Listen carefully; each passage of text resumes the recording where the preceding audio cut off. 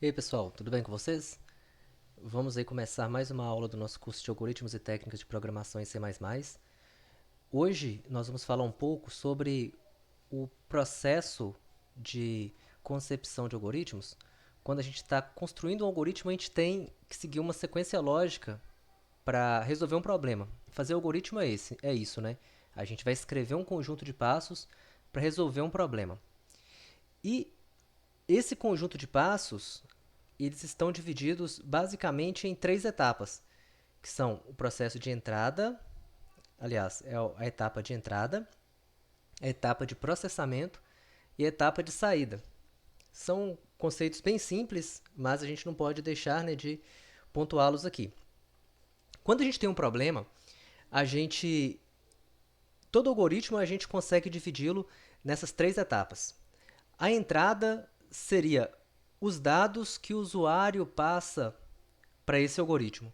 Normalmente usando o teclado, usando o mouse, usando qualquer dispositivo de entrada, né? Alguns, se for um celular, um mecanismo que eu tenho de entrada para eu interagir com o programa seria usando a tela touch. Se for um notebook, tem alguns notebooks que têm telas touch também, então são mecanismos de entrada também.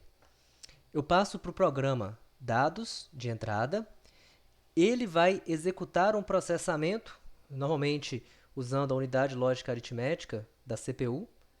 Ele vai processar esses dados para gerar o meu resultado e então me dá uma saída, me apresentar os dados processados, seja na tela, seja numa impressora, um arquivo, enfim. São conceitos bem simples, mas são coisas que a gente precisa pensar, são caminhos, né, que a gente precisa pensar quando a gente está construindo um algoritmo. Vamos lá. Se eu estiver falando de um algoritmo de cálculo de área de um lote, vamos pensar em um lote retangular. E a gente está buscando fazer um algoritmo para fazer um cálculo dessa área. Primeira coisa que nós temos que fazer é pensar o que seria a entrada do algoritmo, como que seria feito o processamento e qual que seria a saída. Nós temos que pensar sempre nessas três coisas. Deixa eu colocar o acento aqui, esse programa não permite acentuação. E aí vamos pensar, para eu descrever um lote, todos concordam que se eu souber a base dele e eu souber a altura dele, eu consigo calcular a área que eu tanto quero. Se eu tenho esses dois lados, eu consigo chegar na área.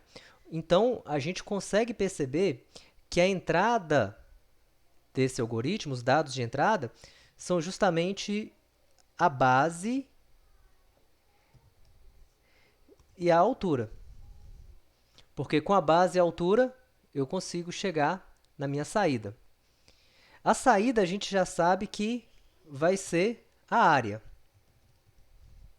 Vou até colocar a saída de uma vez, que ela é mais simples da gente pensar, né? A entrada é a base e a altura, a saída é a área.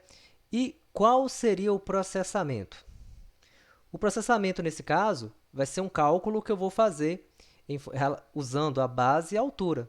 No caso do processamento, a gente sabe que basta fazer o quê? Eu vou calcular a área sendo o produto da base e da altura.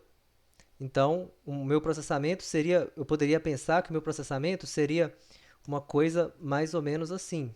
Eu quero fazer uma seta. Vou escrever novamente aqui. A área.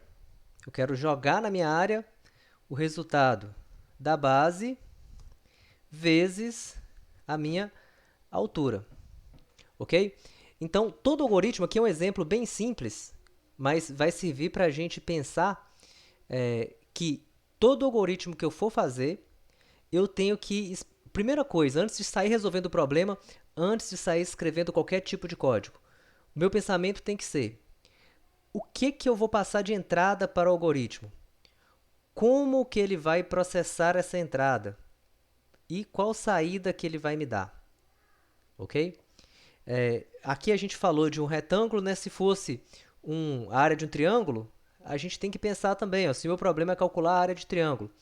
O que eu preciso para calcular a área de um triângulo? Bom, se eu tiver, da mesma forma, a base e a altura de um triângulo, se eu tiver esses dois lados, a base e a altura, eu consigo chegar na minha área.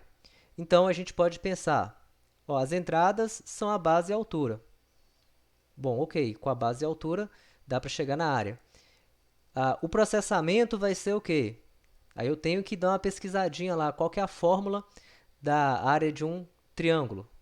É a base vezes a altura dividido por 2. Então, o processamento vai ser eu aplicar a fórmula da área do triângulo na base e na altura que eu tiver.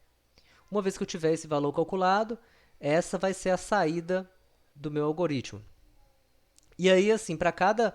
Se estamos falando de forma geométrica, né? Para cada forma, a gente consegue determinar qual que vai ser a entrada, como que vai ser o processamento, como que vai ser a saída.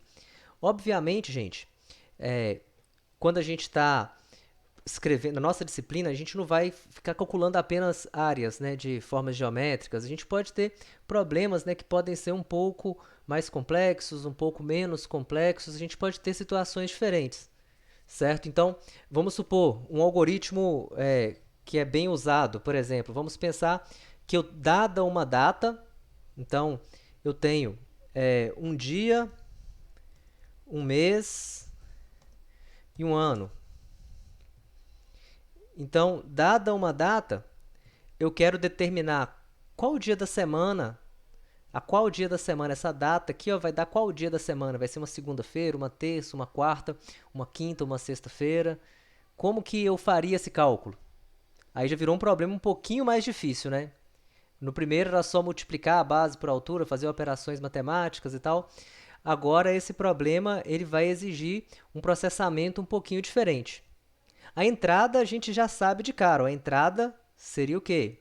A data. O processamento, qual seria? Tem uma forma de fazer isso? Tem. O computador ele tem um calendário aqui na memória dele com cada dia associado, relacionado com cada dia da semana. Né? Ele associa dias do mês, os dias numéricos, né, com o dia da semana, com a segunda, terça, quarta, quinta-feira. E a saída a gente sabe que é o dia da semana. Então a entrada é uma data, a saída, vou colocar assim, dia da semana. E o processamento?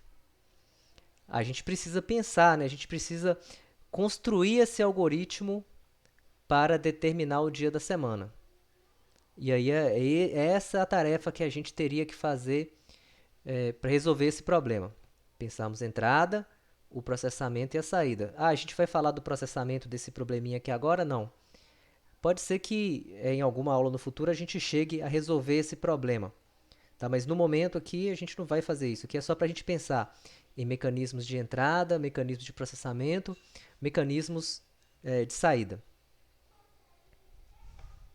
Ok, pessoal? Então, basicamente, era isso que a gente tinha para hoje. Saber o processo de entrar, o que é o processo de entrada, o que é processamento, o que é saída e como que a gente vai utilizar isso nos programas que nós fizemos da agora para frente. Ok? Vamos finalizar por aqui e até a próxima.